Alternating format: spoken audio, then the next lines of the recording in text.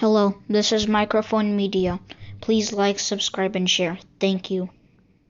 ሰላም ጤና ይስጥልኝ። እንደምን ዋላችሁ፣ እንደምን አደራችሁ። በመላው ዓለም ላይ ያላችሁ አድማጮቻችን ሰላም ለእናንተ ይሁን። ይህ ማይክሮፎን ሚዲያ ቁጥር 2 ነው። ለማይክሮፎን ሚዲያ ቁጥር 2 አዲስ ቻናላችን ነው። አድማጮቻችን በአማርኛ ወደ እናንተ የምንመጣበትና በጣም እናመሰግናለን። አሁንም እየላካችሁ ነው። በጣም የሚገርም የሚያሳዝን፣ እንደዚህ ያሳዘነኝ እውነት የለም። ከውጭ የሄደ አንድ ጓደኛ ከዚህ ከአሜሪካ ሂዶ ያየውን ፎቶግራፍ አንስቶ ልኮልኝ ነው እየተዘዋወረ በየቤተ ክርስቲያኑ፣ በየመስጊዱ፣ በየመንገዱ፣ በየሬስቶራንቱ፣ ሌላ ይቅር በበራቸው ኢትዮጵያ ምን ያህል ወደ ታች ወርዳ እንዳለች ያየሁት። በቃ ማመን አልቻልኩም አለ። ትልልቅ ሰዎች፣ በጣም የሚያምሩ የተመቸ ኑሮ እንደነበራቸው የሚያስታውቁ የተማሩ ሰዎች፣ ከፍተኛ ባለስልጣን የነበሩ ሰዎች ነው አነጋግሬ ያለው። ባክን ፎቶግራፊን አትላክ፣ ባክን ብዙ ሰውም ያቀኛለ፣ ሰው እንዲያቀኝ አልፈልግም ብለው ብዙዎቹ እምቢ ያሉኝ፣ ፎቶግራፍ አንነሳም ብለው። ግን በሩቁ ያነሳሁትን ይኸው በየቦታው እየተዘዋወርኩኝ በጣም አዝኜ፣ እኔ ለውጥ ማመጣ መስሎኝ 800 ስሰጥ ለአንዱ ታሪኩ ሲነግረኝ 1000 ስሰጥ ምን ስል በኢትዮጵያ ብር ያው ተመንዝሮ ማለት ነው። ግን አልተቻለም። እንደዚህ ሰምተው ደግሞ ስብስብ ብለው የባሱ ነው የምታየው። እና አዲስ አበባ በልጽጋለች፣ ተለውጣለች፣ ኢትዮጵያ በልጽጋለች፣ የትና የት ደርሳለች የሚለው አብይ አህመድ ይኸው ብሎ የላከልኝ ነው። አድማጮች በጣም የሚገርም ነው። እኔ በጣም አመሰግናለሁ ይሄን የላከልኝን። እስከ መጨረሻ ከኛ ጋር ቆዩ። ጉድ ነው የምትሰሙት። እንኳን ሌላ አድማጮቼ እንኳን ሌላ ሲነግሩት ቤታቸው የተከበሩበትን ሰፈራቸው ላይ ወጥተው የሚለምኑ አላል። የተወሰኑ ሩቅ መሄድ የማይችሉ የመገሉ ያረጁ፣ ቤታቸው ባዶ የሆነባቸው፣ ወይ ባለቤቷ የሞተባት፣ ወይ ባለ የሞተባቸው፣ ወይ ሚስታቸው ወይ ባላቸው የሞትባቸው፣ ልጆችም ጠዋሪ ቀባሪ የሌላቸው፣ ግን ለኢትዮጵያ ብዙ ስራ የሰሩ ደምፍተ ለክመው ከፍተኛ መስሪያ ቤት ውስጥ እስከ ሚኒስትሮች የነበሩ ጀነራሎች የነበሩ ናቸው። እነዚህ የምንነግራቸው ያለ ነው እንጂ ይሄ ከየቦታው መጥቶ ከገጠርም መጥቶ ተሰብስቦ በየአካባቢ ያለውን አካለ ጎዶሎ የሆነውን ምናምን አይደለም። ለማኝ በቃ ማለፊያ መንቀሳቀሻ የለም ብለዋል። መንቀሳቀሻ የለም። በተለይ ልብስ ቀየር አድርገ፣ እሱ ደግሞ ያው ከውጭ ስለሄደ መኪና ማልያዝም ዝም ብሎ በእግሩ ዞር እያለ ነው ያያቸው። እንደዛ ሲያዩ በቃ ለአንዱ ስትሰጥ ካዩ ደግሞ ሺዎቹ ነው ሮጠው፣ ልክ እንደ ሲግል የሚባሉ አሉ እዚህ በየብች ሂዳችሁ የምታውቁ ከሆነ እነዚህ ነጫጫ አይደለም ወፎች፣ አንዷ ስታርፍ ካዩ ከየት መጡ ሳይባል 50-60 ወፍ ነው በአንድ ጊዜ የሚያርፈው፣ የምትበላለች ማለት ነው ብለው እና የሚሰጥ ተገኘ ተብለው እየሮጡ ነው። ይህ እነዚህ የምንላቸው ያለ ነው ህፃናት ልጆች አይደሉም። እኛ የምናውቀው ልጆች አድርገው ሲለምኑ ወይ ልጆች አዝለው ሲለምኑ ከገጠር የመጡ ምናምን ነው። እነዚህ አዲስ አበባ ተከብረው ጥሬ ስጋቸውን እየበሉ ከፍተኛ ኑሮ የነበራቸው ሰዎች ነው የምንነግራቸው ያለ ነው። ከአቅም በላይ ሆኖባቸው የጥሮታ ኑሮ አልቋቋምም ብለው ከፍተኛ ስቃይ ላይ ያለ ህዝብ፣ በጣም የሚያሳዝን ታሪክ ነው የነገረኝ። በጣም ሰው ወጥቶ የተከበረበትን አካባቢ ደግሞ ሰው እንዳያያቸው ብለው በየቤተ ክርስቲያኑ፣ ይሄ የተለመደ ነው፣ ጥግ ይዘው ይቆዩና ከዛ በኋላ አለፍ ስትል ባክህን ልጅ ይርዳኝ፣ በየመስጊዱም እንደዛ ነው አሉኝ አለ። በየቤተ ክርስቲያኑ ግን ተዘዋውሮ ቁጥር ስፍር የላቸውም። ቤተ ክርስቲያን ሊሳለሙ ብቻ አይደለም የሚመጡት፣ ለምነው ለምሳ የምትሆነው ለማግኘትም ይመጣሉ።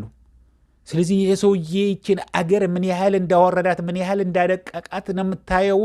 አሁን ዞር ስትል ነው መንገዱ ተብለጭልጨዋል፣ ተብረቅርቀዋል ብሎ ማነሱም ሰው አዲስ አበባ ተለውጠዋል ሊል ይችላል።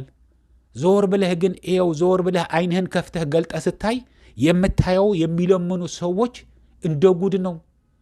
ያረጀ ሱፍ ወይ ደህና የሆነ ኢቭን ልብሳቸውንም ደህና ጸዳ ያለ ራሳቸውን ጠብቀው ወጥተው ግን እቤታቸው ምንም ነገር ስለሌለ ሲለምኑ ባክህን እርዳኝ ልጄ፣ ቀስ አድርገው ያዝ ያልኩሃል፣ ከዛ በኋላ ባክህን እኔ አፍራለሁኝ፣ የተከበርኩ ነኝ፣ እንደዚህ አይነት በሰፈሬ በድሮስ ደህና ሰው የነበርኩ ነኝ፣ አሁን ግን ምንም ነገር የለም፣ የሚበላ የሚቀመስ የሚላስ አጥቻለሁኝ፣ እርዳኝ የሚል ነው በዝታ ያለው። አዲስ አበባ ተጠለቅለቃ ያለችው ሱፍ ለብሰው እናቶች ደግሞ ያው ደህና ልብሳቸውን ለብሰው ወጥቶ የሚለምኑበት ከተማ ነው ሆነ ያለው። ምክንያቱም ሌላ አማራጭ የላቸውማ። የቆሸሸ ልብስ ደግሞ ዝም ብሎ እርጭት ያለ ልብስ ደግሞ ለብሰው ሊወጡ አይችሉም። ራስህን ሰው ምን ይለኛል ትላለህ። አሁን ምንድነው የሚደረግ ያለው? ያው ከቤቱ ይወጣል አለው በልቶ ቁርስ በልቶ ሊሆን ይችላል ምናምን ምሳ በልቶ ሊሆን ይችላል ምናምን ተብሎ ጓዳህን የሚያቅልህ ነገር የለም።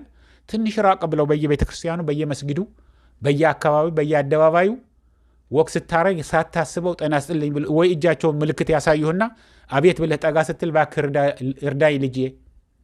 እኔ እንዳውም ለየት ያልኩኝ እንዳልመስል ልክ ለኢትዮጵያ የሚሆን ልብስ ገዝቼ ነው የሄድኩት አለ ይሄ ጓደኛዬ። ለኢትዮጵያ የሚሆን ልብስ በቃ አለ አይደለም ኮመን የሚለበሰው እንጂ ይሄ ተብለጭልጮ ተብረቅርቆ ከአሜሪካ ሄዶ ዋትስአፕ ምናምን እያለ አይደለም። ይሄ በሰል ያለ ሰው ነው የምናወራ ያለ ነው።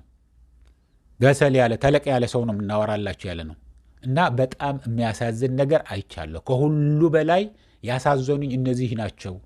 ምክንያቱ ለሀገር የሰሩ ናቸው፣ የተማሩ ናቸው፣ የጡረታ ጊዜያቸውን በጥሩ ሁኔታ ማሳለፍ የሚገባቸው ሰዎች ናቸው። ይህ ሰውዬ ግን ገንዘቡ ወረቀት አደረገው። የሚከፈላቸው የጡረታ ዳቦም አይገዛም፣ ለአንድ ቀን ዳቦም አይገዛም። አብይ አህመድ አሁን የሚከፈል ያለ የጡረታ ገንዘብ የፈለገ ጨምር ያለው ቢል ምንም ነገር አይገዛላቸውም። ምክንያቱም ብሩ ወረቀት ሆነዋል። ይህ ሰውዬ ድህነትን እንደ ጉድ ወደ ኢትዮጵያ አምጥተዋል። ህዝቡ በጣም ተማረዋል። ምን ነው አንድ ነገር ቢያደርግ ነው የሚል ያለው። የአዲስ አበባ ህዝብ አሁን የሚጠብቀው ያለው አንዲት ፍሽካ ነው። አንዲት ፍሽካ ነው የሚሉን ያሉት። እውነቴን ነው። ይሄ በቃ ነገር ለማካበድ እንዳይመስላችሁ። ግን ያየውን የፎቶግራፍ ባክህን ብለው ለምነውኝ ነው እንጂ ብዙዎቹ እኔ ልጠይቅልዎት እርዳታ ልጠይቅ እንደዚህ አይነት ሰው አለው የተቸገሩ ልበል ምናምን ስላቸው እኔ ባክህን እንዴት አድርጌ እንደዚህ ያደርጋለሁኝ? ነገ ልሙት ከነገ ወዲያ ልሙት ታሪኬን አበላሽቼ እየለመኑ ሞቱ እንድባልም አልፈልግም። በቃ ድህነቴን ችዬ እግዚአብሔር ያቆየኝን ባልበላም ባልጠጣም የሰጠኝን እድሜ ክብሬን ጠብቄ መቀበር ነው የምፈልገው። ታሪኬን መቀየር አልፈልግም በዚህ ሰውዬ። ይሄ ሰውዬ እንዳው ምን ብናጠፋ ነው ይሄ ሰውዬ ላከብን እንዴ? የፈለገ ነገር ቢሆን እኛ የፖለቲካ የስልጣን የምናምን ክርክር ነው የነበረ እንጂ አሁን የምግብና የእህል የሚበላና የሚጠጣ ታቶ አይታወቅም። በየቀበሌው ሂደን ድራፍታችን ስንጠጣ ስንጫወት ሻህም ይዘም ይሁን ቡና ይዘህም ይሁን አንዲት የሲኒ የጀበና ቡና በመንገድ ላይ እንኳን መግዛት የሚችል የለም።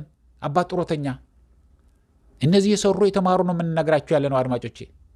ይህንን እያልኩኝ እንግዲህ አድማጮቼ ይህንን ሰው እንዲሰማው ሼር አድርጉት፣ ላይክ አድርጉት።